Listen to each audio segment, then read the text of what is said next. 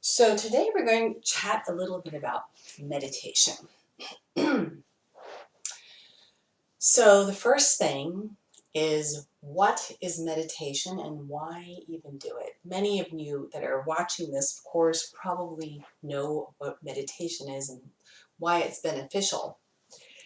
But what is it really all about? It's a mental activity. It's not religious. Um, it is merely you're learning how to train your own mind. You're learning how to be in touch with the capacity to make your mind your friend. So that's what you really want to do. So even though in this video we're going to be doing a lot of talking, so therefore our brain waves will be in beta waves, the entire point of meditation when you do it and go inward is to get your brain to alpha wave, and then hopefully you can move into some delta wave, and then over the years you might even be able to get into gamma waves. And actually with certain help and tools that are out there, you can get there much faster as well.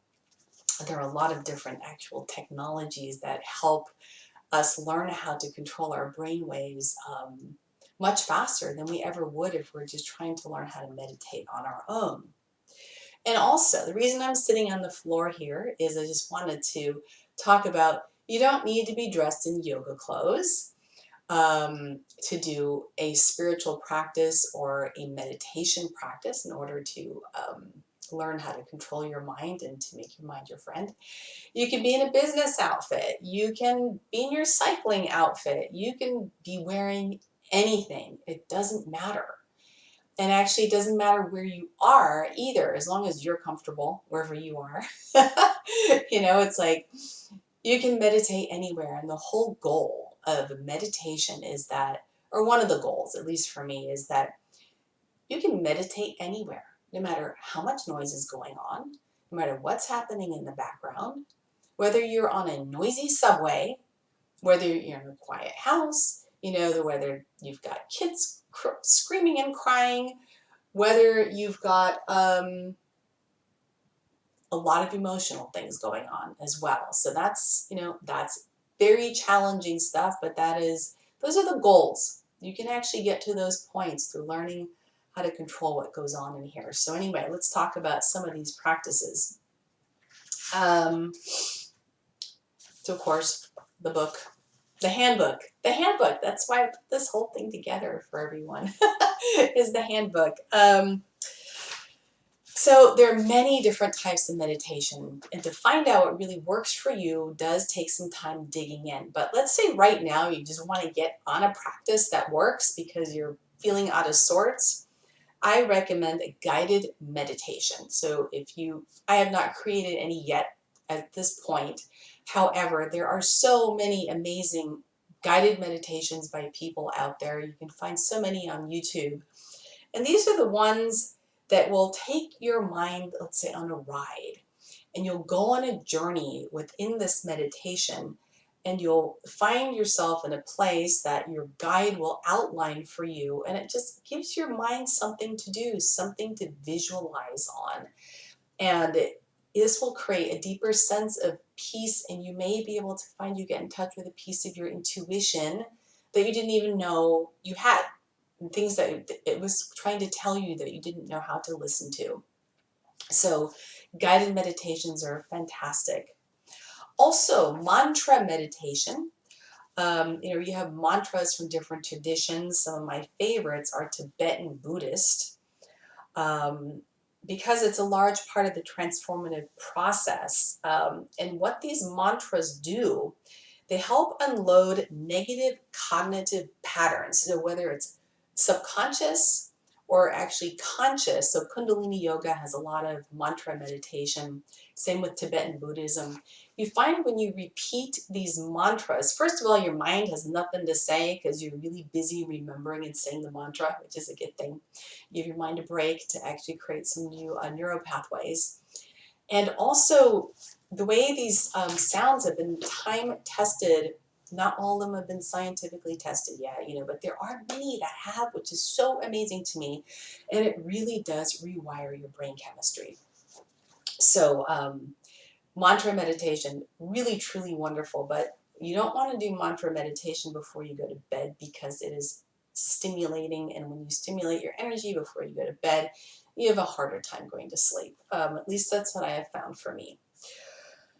Another one is pranayama meditations, where you're focusing on your breath. And that's also paired with movement. Really works on your capacity for health.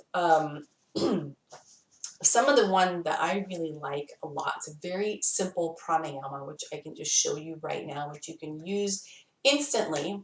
It's a very ancient technique found, actually comes straight out of India, and it's called the 636 breathing pattern. So all it is you breathe in for 6 breaths, for 6 counts, sorry, 6 counts, hold it on the top for 3, and exhale for 6 counts. So it's literally inhale for 6 counts, and then exhale for 6 counts. And if you want to add something else onto it to challenge yourself further, or if you're an experienced meditator, is you can hold onto your pulse and you breathe in for 6 counts of your pulse, hold it for 3, and then exhale for 6. And then if you want to take it up another notch, and I really like this one because I've been practicing, so I've been able to do this, is you feel the pulse in your body, and you breathe in for 6 counts, you hold for 6 counts, you exhale for 6 counts. It's really quite a phenomenal tool. And there are many different pranayams. So if you'd like to, look that up, there are many different kinds. Kundalini yoga, to me, from the traditions I have been exposed to, and I know there are many more, those are really the best because they really help to expand your energy field a great deal and bring prana into your being. Also, with a pranayama, another simple one is you can imagine that you've got liquid oxygen moving through your body. On the inhale, and on the exhale, you breathe it out. So it's literally, you still your mind, breathe in liquid oxygen, exhale out. So very simple, simple pieces. So meditation is training your mind. And yoga, I think about, why do people do yoga? Yoga was meant to condition your body so you can sit in meditation longer. That's pretty interesting. When I found that, I was like, oh, that actually makes a lot of sense. So there are endless types of meditation that I have learned about. Some of the, it's like we think about meditation, oh, that means to sit still and think about nothing. That's actually called no mind meditation, Zen meditation, which is the hardest and most complex for us, especially us Westerners, to do, to completely empty your mind and think about nothing. And when something comes in, you let it go as if it were a cloud. I do not recommend doing that, especially if you're a beginner, A. B, if you're going through a stressful time. I know I've done this to myself when I first started out with all this. I'd be going through these horrendous things in my life, like moving or breakups or like when I was in college, life was so uncertain. Oh my God. And I would sit there and go, why can't I meditate? Why can't I meditate? What's wrong with me? So it's like, had I been there to tell myself no, it's like, no, don't worry. You're not supposed to be able to do that right now. You do other types of meditation when you're having a hard time. Be nice to yourself. So when you're already feeling peaceful, you go into those meditative states, and then the no mind meditation, and it will grow. Your capacity to do that will grow over time.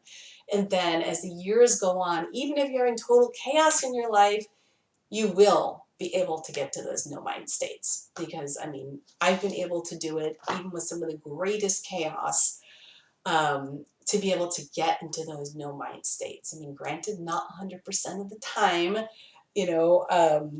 but far more percentage than I used to be able to. So there is hope, but anyway, those are just, God, things I wish I could have told myself a long time ago. So let me wrap this section up with briefly telling you about some of the science behind the meditation and things it will do for you. And I know there's even more research out there these days. But it increases positive emotions and life satisfaction.